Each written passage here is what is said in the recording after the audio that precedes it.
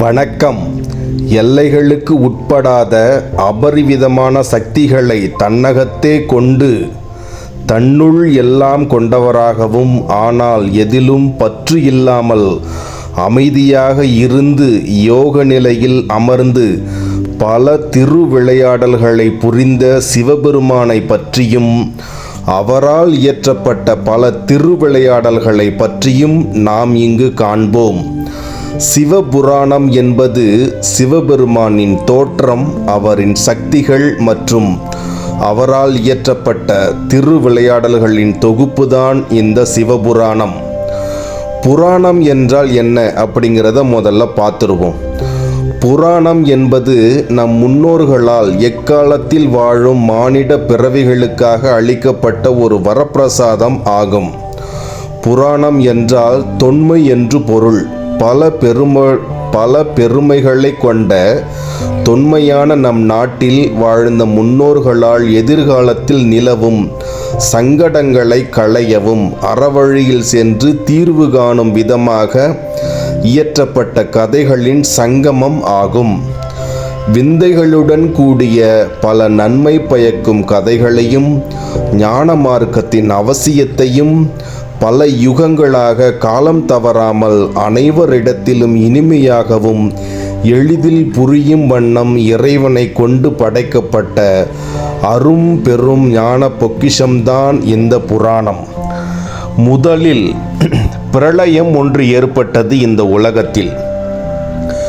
பிரளயம் ஒன்று உண்டாகி உலகில் உள்ள அனைத்து உயிர்களும் இறந்து போய்விட்டன. உலகின் எப்பகுதியை கண்டாலும் நீரால் சூழப்பட்டு இருந்தது. சகல லோகங்களும் நீரினால் மூழ்கி கடலாக காட்சியளித்தது. அந்த பிரளயத்தின் காரணமாக சிருஷ்டி கர்த்தாவான பிரம்மதேவர் மயக்கமுற்று ஆழ்ந்த நித்திரையில் இருந்தார். நீர் பரப்பின் மீது ஆதிசேஷன் மேல் நாராயணன் அமர்ந்திருந்தார். திடீரென கண்விழித்து பார்த்த பிரம்மாவுக்கு இந்த உலகத்தின் அந்த பிரளயத்தின் விளைவாக அனைத்து லோகங்களும் நீரினால் அழிந்து போயின என்பதை கண்டார். பிரளயத்தின் விளைவாக யாவற்றையும் மறந்த பிரம்மதேவருக்கு தாம்தான் சிருஷ்டிகர்த்தா என்ற ஒன்று மட்டும் நினைவில் இருந்து வந்தது. மீண்டும் தன் பணியான சிருஷ்டித்தல் தொழிலை செய்ய தொடங்கினார். தாம் எண்ணிய பணிக்கு உதவும் வகையில் யாரேனும் உள்ளாரா என பார்த்தார். அப்போது ஆனந்த நித்திரையில் இருந்த பெருமாளை கண்டார். தான் எண்ணிய பணியை நிறைவேற்ற தனக்கு உதவியாக இருக்கும் வகையில் இன்னொருவரை கண்ட பிரம்மா அவர் அருகில் சென்றார். நித்திரையில் இருந்த நாராயணனை எழுப்பி, சர்வ உலகங்களும் அழிந்துள்ள இந்த தருவாயில் நித்திரையில் ஆழ்ந்து இருக்கும் நீர் யார் என கேள்வி கேட்டார். நித்திரையில் ஆழ்ந்த ஸ்ரீமத் நாராயணன் யாவும் மறந்தவராக காட்சியளித்தார். பின்பு சிறிது காலத்திற்கு பின் யாம் யாரென்றும் தம்முடன் உரையாடுபவர் யாரென்றும் அறிந்த நாராயணன், என்ன குழந்தாய் வேண்டும் என கேள்வி கேட்டார் பிரம்மதேவரிடம். இதை கேட்ட பிரம்மதேவர், யாரை குழந்தை என்று அழைக்கிறாய் என சினமுடன் கோபத்துடன் கேட்டார். நான் யார் என்று நீர் அறிவீரா? நானே இந்த சிருஷ்டியை படைத்தவன், நானே உன்னையும் படைத்தவன் என்று கர்வத்தோடு பிரம்மதேவர் அவர்கள் நாராயணனிடம் கோபத்துடன் உரையாடினார். நாராயணன் இவரின் பதில் உரையை கேட்டு சினம் கொள்ளாமல் கனிவான குரலில், நீரே எம்மிடமிருந்து தோன்றியவன் என்று பதில் உரையை அளித்தார்.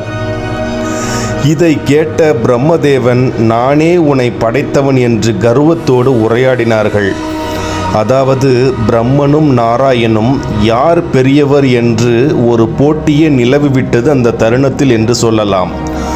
நாராயணன் சிரித்த முகத்தோடு, நீரே என் நாபிக் கமலத்தில் இருந்து தோன்றிய தாமரை மலரில் உதயமானவர் என்றும் இதுவே உன் பிறப்பின் இரகசியம் என்றும் கூறினார். இதை சற்றும் ஏற்றுக்கொள்ளாத பிரம்மதேவர் எதிர்வாதம் செய்தார். இருவருக்கும் இடையில் இருந்த உரையாடல் கடும் வாக்குவாதமாக மாறியது. அந்த வேளையில் அக்னி சொரூப ஜோதி உருவத்தில் அண்டத்தின் பரம்பொருளான சிவபெருமான் லிங்க வடிவில் காட்சியளித்தார்.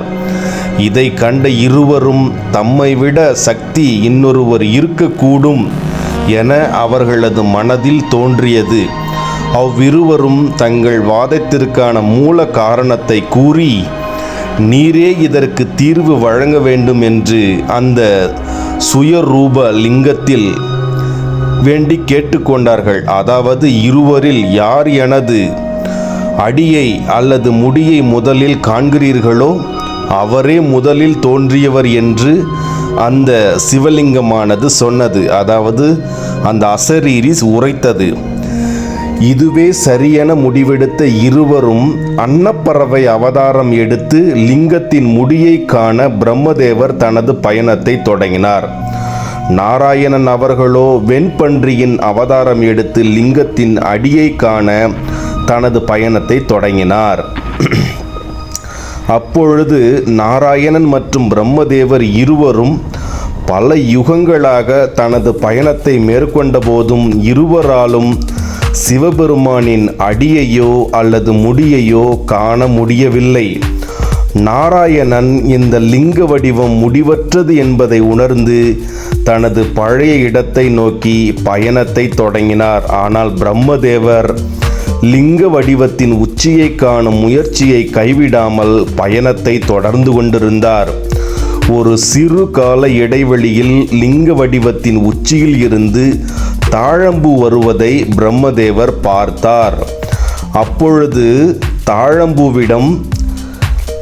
தாழம்பூவின் அருகில் சென்று லிங்கத்தின் உச்சியை அடைய இன்னும் எவ்வளவு காலம் பிரயாணம் மேற்கொள்ள வேண்டும் என கேள்வி கேட்டார். அதற்கு தாழம்பூ சொன்னது, பல கோடி யுகங்கள் கடந்து செல்ல வேண்டும் என்று கூறியது. இதை கேட்ட பிரம்மதேவர் மலைப்புற்று இனியும் பல கோடி ஆண்டுகள் பயணம் செய்ய வேண்டுமா என யோசித்தார். சிறிது நேர சிந்தனைக்கு பின் தாழம்பூவிடம் எனக்கு ஒரு உதவி வேண்டும் என்று பிரம்மதேவர் கேட்டார். பிரம்மதேவரின் வேண்டுகோளை ஏற்று வேண்டிய உதவியை அளிப்பதாக தாழம்பூவும் வாக்களித்தது. பிரம்மதேவரும் தாழம்பூவும் பயணம் ஆரம்பித்த இடத்திற்கு செல்ல பயணம் மேற்கொண்டனர். ஆனால் இவர்கள் இருவரும் சர்வமும் உணர்ந்த பரம்பொருள் சிவபெருமான் என்பதை கண்டுகொள்ளாமல் பொய் சொல்ல முற்பட்டனர். இறுதியாக நாராயணன் இருக்கும் இடத்தை அடைந்த பிரம்மதேவர் நாராயணனிடம் தான் லிங்கத்தின் முடியை கண்டதாகவும் அதற்கு இந்த தாழம்பூவே சாட்சி என்றும் பொய்யை சொன்னார். தாழம்பூவும் பிரம்மாவிடம் கொடுத்த வாக்குறுதிக்கு இணங்க, ஆமாம், இவர் பிரம்மதேவர் லிங்கத்தின் முடியை கண்டதாக பொய் சாட்சி கூறியது. தாழம்பூ உரைப்பது பொய் என அசரீரி சினத்துடன் குரல் கொடுத்தது. லிங்கத்தில் இருந்து வந்த அசரியை கேட்ட பிரம்மதேவர் அதிர்ந்து போனார். அப்போது நாராயணன் என்ன நிகழ்ந்தது என தெரியாமல் தவிர்த்து கொண்டு நின்று கொண்டிருந்தார். பின்பு பிரபஞ்சத்தின் ஜோதிலிங்கமானது சிவபெருமானாக காட்சியளித்தார். ஆனால் சிவபெருமானை காண இயலாத வகையில் ஒளியானது மிகுந்த வடிவில் பிரகாசித்தது. மீண்டும் இருவரும் சிவபெருமானை வணங்க ஒளியின் பிரகாசம் குறைந்து அவர்களுக்கு பரிபூரணமாக சிவபெருமான் காட்சியளித்தார். காட்சியளித்த சிவபெருமான் பிரம்மாவை நோக்கி, நீர் செய்தது தவறு என்று சொன்னார். செய்த தவறுக்காக நீர் படைக்கும் சிருஷ்டியில் உனக்கு கோவில் இல்லாமல் போகவும், பொய் சாட்சி சொன்ன தாழம்பூ பூஜைக்கு பயன்படாமல் போகட்டும் என்றும் சபித்து விட்டார். தான் செய்த தவறை உணர்ந்த பிரம்மதேவர் சிவனிடம் மன்னிக்கும்படி வேண்டி அருளினார். கோபம் கொண்ட சிவபெருமான் செய்த தவறை உணர்ந்த பிரம்மதேவரை மன்னித்தார். பின் இருவரும் சிவனை வணங்கி நின்றனர். அப்போது சிவபெருமான் திருமாலை காக்கும் தெய்வமாகவும் பிரம்மாவை படைக்கும் தெய்வமாகவும் இருக்க அருள் புரிந்தார். மேலும் திருமால் சிவபெருமானிடம் பிரபஞ்ச உபதேசம் செய்தருள வேண்டும் என வணங்கி நின்றார். சிவபெருமானின் அவரின் வேண்டுதலை ஏற்று உபதேசம் செய்தார். சிவபெருமான் அருளிய உபதேசங்களில் இருந்து திருமால் மந்திரத்தையும் அதை கடைபிடிக்கும் முறைகள் யாவையும் கற்றுக்கொண்டார். பின்னாளில் திருமால் தான் கற்ற உபதேசத்தை பிரம்மதேவருக்கு சிவன் சொல்லிக் கொடுத்தபடியே இவரும் சொல்லிக் கொடுத்தார். திருமால் உபதேசிக்கும் பொழுது சிவபெருமான் அங்கு காட்சியளித்தார். பிரம்மதேவர் சிவபெருமானிடம் சிருஷ்டியில் வாழும் உயிர்கள் அறவழியில் நடந்து மோட்சம் அடையும் வழியையும் போதிக்குமாறு வேண்டிக் கொண்டார். சிவபெருமானும் அவரின் வேண்டுகோளை ஏற்று அருள்பாவித்தார். அடியும் முடியும் இன்றி முடிவற்றதாக உள்ள லிங்க வடிவத்தை வழிபட்டால் வாழும் வாழ்க்கையில் எது உண்மையான அன்பு மற்றும் எதில் எல்லா வகையான நிம்மதிகள் உள்ளன என்பதை அறிந்து பிறவிகளின் உன்னத நிலையான பிரவா நிலையை அடைவார்கள், அதாவது அடுத்த பிறவி இல்லாமல் அடைவார்கள் என்று ஞான வழியை போதித்தார். படைப்பு கடவுளான பிரம்மா உயிர்களை படைக்கத் தொடங்கினார். அந்த உயிர்கள் வாழ தேவையான உயிர் வாயுவை அளிக்குமாறு திருமாலிடம் பிரம்மா வேண்டி கேட்டுக்கொண்டார். பிரம்மாவின் வேண்டுதலை கேட்ட திருமால் அவர்கள் உயிர்கள் வாழ்வதற்கான இடத்தையும் பிரம்மாவின் வேண்டுகோளுக்கு இணங்கி அண்டம் மற்றும் நிலப்பரப்புகளை படைத்தார். திருமால் படைத்த நிலப்பரப்பில் திருமால் அருளால் உயிர்கள் தோன்ற ஆரம்பித்தன. பிரம்மா படைப்பு தொழிலை தொடர்ந்து செய்து கொண்டே இருந்தார். படைப்பு தொழில் அவருக்கு உதவும் பிள்ளைகளை உண்டாக்கினார். ஆனால் அவர்களால் எந்தவித பலனும் இல்லை. அந்த வேளையில் சிவபெருமான் அங்கி தோன்றி அவரின் சோகத்திற்கான காரணத்தை அறிந்து அந்த குறையை நிவர்த்தி செய்வதாகவும் கூறி மறைந்தார்.